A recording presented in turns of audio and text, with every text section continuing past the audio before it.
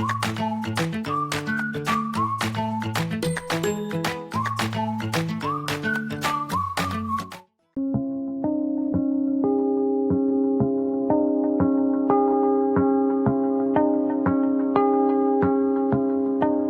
12일) 월요일. 변화에 필요한 용기. 농구가 처음 탄생했을 때는 모든 선수들이 가만히 서서 양손을 사용해 슛을 던졌습니다. 이런 자세를 세트슛이라고 했는데 당시 농구 코치들은 이 자세가 가장 효율적인 슛 방법이라고 생각했습니다. 그러나 프로농구 선수 안젤로 루이세티는 오히려 한 손으로 점프하며 슛을 하면 슛 성공률을 더 높일 수 있다고 생각했습니다. 하지만 연구가 충분히 되지 않아 처음에는 오히려 기존의 자세보다 성공률이 낮았고, 안젤로의 자세를 본 다른 코치들은 쓸모없는 폼이라고 폄하했습니다. 모든 코치들이 안젤로의 슛 자세를 비판할 때 안젤로의 전담 코치는 가능성이 보이니 계속해서 연습하라고 독려했습니다. 그 결과 안젤로는 당시의 어떤 선수들보다 뛰어난 슈터가 되었습니다. 지금은 안젤로가 만든 자세가 슛의 기본 자세가 됐고, 이 자세로 인해 농구가 훨씬 발전할 수 있게 되었습니다. 모든 변화에는 용기가 필요합니다. 목숨을 아끼지 않고 나를 구원하고 세상을 변화시키기 위해 주 예수님이 이 세상에 오셨듯이 그 주님으로 인해 변화된 나를 세상에 드러내는 일을 두려워 마십시오. 주님이 함께 하심을 믿으십시오. 말씀. 너는 마땅히 공의만을 따르라. 그리하면 내가 살겠고 내 하나님 여호와께서 내게 주시는 땅을 차지하리라. 신명기 16장 20절. 찬송 192장. 임하소서 임하소서. 오늘의 만나. 날마다 주님의 은혜로 더 향상된 삶을 살게 인도하소서. 변화에 필요한 용기를 두려워하지 맙시다.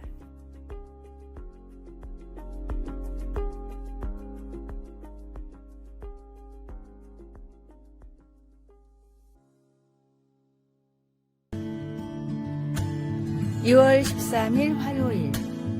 갈림길에서 인도하시는 하나님. 남편이 며칠 동안 아프다가 열까지 심하게 나자 결국 응급치료를 받으러 갔는데 병원에 바로 입원하게 되었습니다. 하루하루 지나며 조금씩 나아지기는 했지만 퇴원할 정도까지는 아니었습니다. 아내는 남편 곁에 머물러야 할지 아니면 많은 사람들이 관련된 프로젝트를 위해 중요한 출장을 떠나야 할지 어려운 선택을 해야만 했습니다.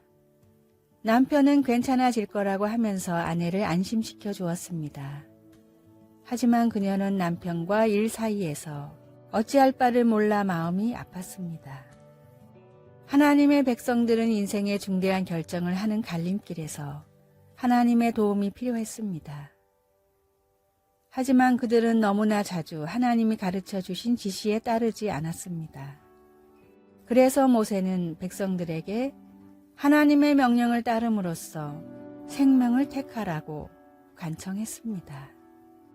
훗날 예레미야 선지자는 고집스러운 백성들에게 너희는 길에 서서 보며 옛적 길, 곧 선한 길이 어디인지 알아보고 그리로 가라고 충고하며 하나님의 길을 따르라고 설득했습니다.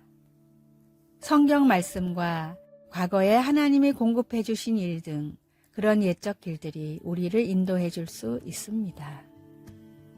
아내는 실제 갈림길에 서 있는 모습을 상상하며 예레미야가 전한 지혜의 지침을 적용해 보았습니다. 남편과 일 모두 나를 필요로 했습니다. 바로 그때 직장 상사가 전화를 하여 나더러 집에 있으라고 권했습니다. 하나님의 인도하심이 항상 알기 쉽게 오는 것은 아니지만 반드시 옵니다. 갈림길에 서게 될 때 반드시 하나님을 찾도록 합시다. 말씀. 너희는 길에 서서 보며 옛적 길, 곧 선한 길이 어디인지 알아보고 그리로 가라. 너희 심령이 평강을 얻으리라 하나. 예레미야 6장 16절. 찬송 375장. 나는 갈 길 모르니. 기도. 하나님, 확신이 없을 때 그 갈림길에 서서 하나님의 인도하심을 바라보게 하소서. 아멘.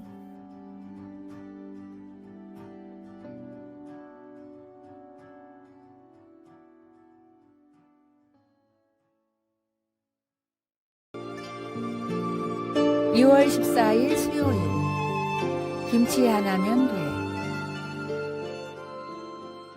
하루는 90이 넘은 할아버지께서 방을 보러 오셨습니다. 손에는 주민등록증과 검은 봉지 하나가 전부였습니다. 할아버지는 가장 싼 방을 달라며 덧붙였습니다. 아직 을지로에서 일도 하고 정정해요. 할아버지께서 지내시는 동안 혹여나 잘못될까 걱정스러워 고민이 되었습니다. 하지만 아들이 도망치듯 이사가는 바람에 여기까지 오게 되었다는 사람을 외면할 수 없었습니다. 원장님도 같은 생각이었습니다. 결국 할아버지는 고시원의 가장 작고 구석진 방에 들어와 살게 되었습니다. 며칠 뒤 주방에 갔다가 저녁 식사 중인 할아버지와 마주쳤습니다. 식탁 위에는 고시원에서 무료로 제공하는 밥과 김치가 전부였습니다.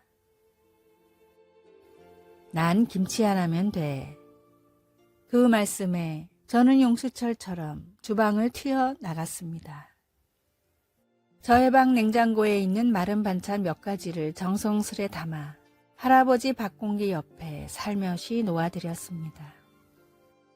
할아버지, 제 반찬인데 드셔보세요. 어휴, 진수성찬이네. 아들한테도 반찬 좀 가져다 달라고 했는데. 아버지를 버린 아들이 반찬을 가져올리 만무했습니다. 저는 마음 한편이 아려와 재빨리 제 방으로 숨어버렸습니다. 다음날 방문 앞에 도시락용 김과 간식이 쪽지와 함께 놓여 있었습니다. 학생이 준 반찬 잘 먹었어요. 김이랑 군것질거리 몇 가지 두고 갑니다. 30호 할아버지가. 호박엿, 포도맛 사탕, 계피맛 사탕, 흑사탕, 그리고 눈깔 사탕까지. 모두 할아버지께서 오랫동안 아껴 먹어온 것들인 것 같았습니다. 눈물이 앞을 가리며 가슴이 찡해졌습니다. 우리가 살아가고 있는 이 세상의 이곳저곳에서 빚어지고 있는 여러 가지 안타까운 모습들 중에 한 단면이 아닐까 싶습니다. 그 사람이 타고난 팔자가 그래서 그렇다 할 일이 아닐 것입니다. 우리의 앞날은 그 누구도 장담할 수 없는 일입니다. 우리 모두 어둡고 그늘진 구석을 유심히 잘 살펴볼 수 있기를 소망합니다. 말씀. 줄인 자에게 내 양식을 나누어 주며 유리하는 빈민을 지배해 드리며 헐벗은 자를 보면 입히며 또 내 고륙을 피하여 스스로 숨지 아니하는 것이 아니겠느냐. 이사야 58장 7절. 찬송 218장. 내 마음과 정성을 다하여서. 오늘의 만나. 어려운 이웃의 이름을 적고 기도하며 필요한 것을 도와줍시다.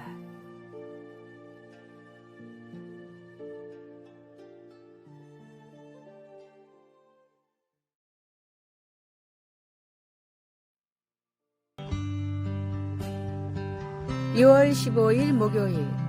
조용히 성실하게. 처음에는 그 사람이 눈에 띄지 않았습니다.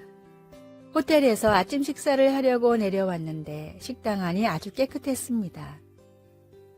뷔페 테이블에는 갖가지 음식이 가득했습니다. 냉장고는 잘 채워져 있었고 식사 도구함도 종류별로 잘 정돈되어 있었습니다.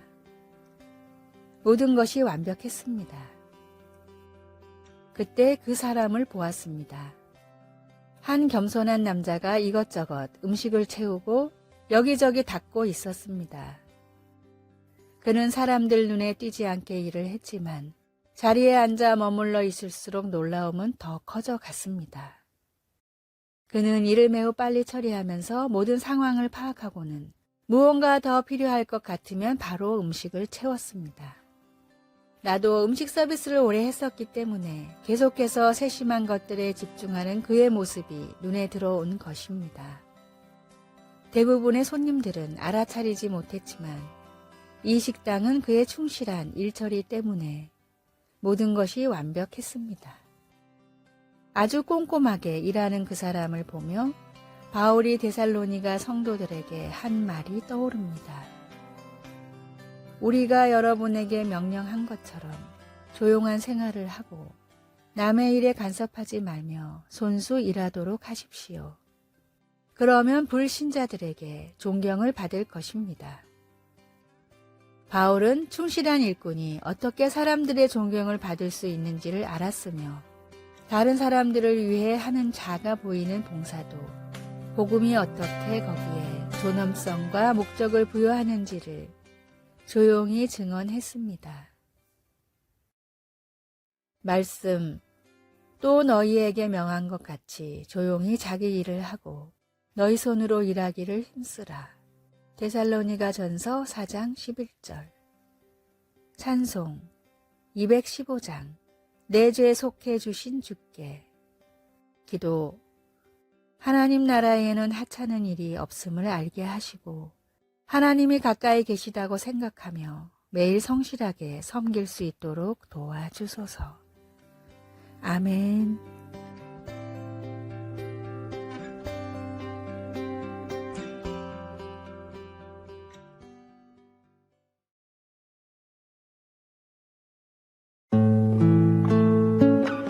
(2월 16일) 금요일. 완벽의 모순. 성공학의 아버지라고 일컫는 데일 카네기의 저서에 나오는 신앙에 대한 예화입니다. 미국의 한 유명한 신학교에서 강의 중인 교수에게 한 학생이 질문을 했습니다. 하나님이 그토록 선하고 인자하시다면 세상에는 어째서 악인이 많습니까?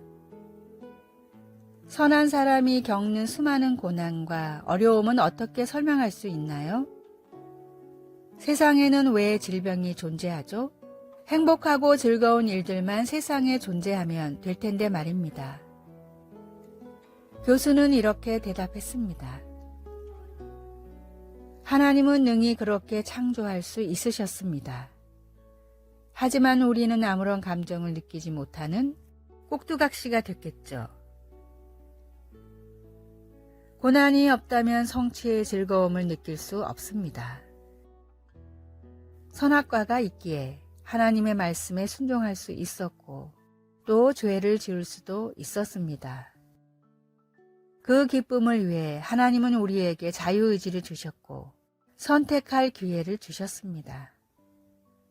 게다가 잘못된 선택으로 죽을 수밖에 없는 우리의 죄마저도 십자가의 은혜로 책임져 주셨죠. 이보다 완벽한 사랑이 존재할 수 있습니까? 선택할 수 있기에 순종할 수 있고 죄가 있기에 은혜가 있습니다.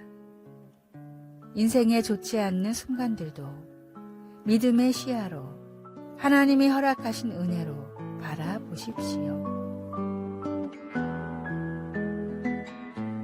말씀. 이로써 사랑이 우리에게 온전히 이루어진 것은 우리로 심판의 날에 담대함을 가지게 하려 함이니 주께서 그러하심과 같이 우리도 이 세상에서 그러하니라. 요한 1서 4장 17절. 찬송 617장. 주님을 찬양합니다. 오늘의 만나. 주님이 저희에게 향하신 주님의 마음을 깨닫게 하시고 우리를 위해 죽기까지 하신 주님의 사랑을 잊지 않게 하소서.